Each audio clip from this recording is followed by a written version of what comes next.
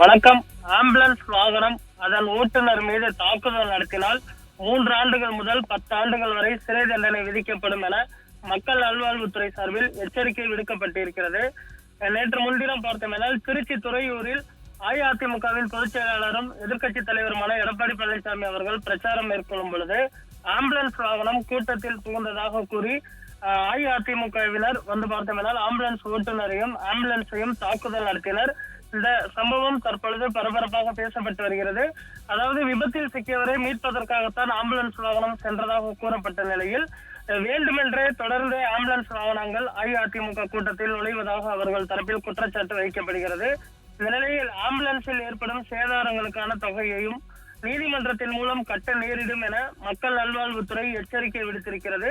அதே போன்று கைது செய்யப்படுபவர்களுக்கு 3 ஆண்டுகள் முதல் 10 ஆண்டுகள் வரை சிறை தண்டனை விதிக்கக்கூடிய வகையில் சட்ட திருத்தம் மேற்கொள்ளப்படும் எனவும் ஜாமீனில் வெளிவர முடியாத பிரிவுகளின் கீழ் வழக்கு பதிவு செய்யப்படும் எனவும் தற்பொழுது எச்சரிக்கையானது கொடுக்கப்பட்டிருக்கிறது.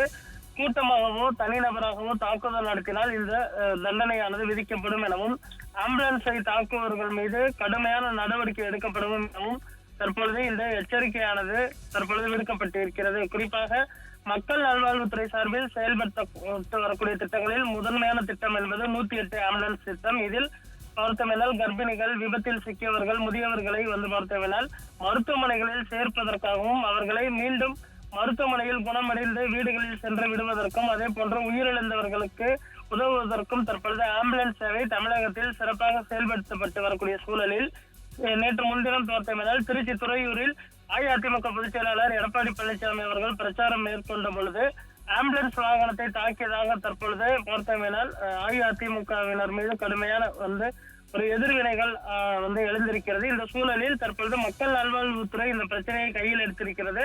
ஆம்புலன்ஸையோ அல்லது ஆம்புலன்ஸ் ஓட்டுநரையோ தாக்குதல் நடத்தினால் கடுமையான நடவடிக்கை எடுக்கப்படும் என்றும் இந்த எச்சரிக்கையானது கொடுக்கப்பட்டிருப்பது குறிப்பிடத்தக்கது.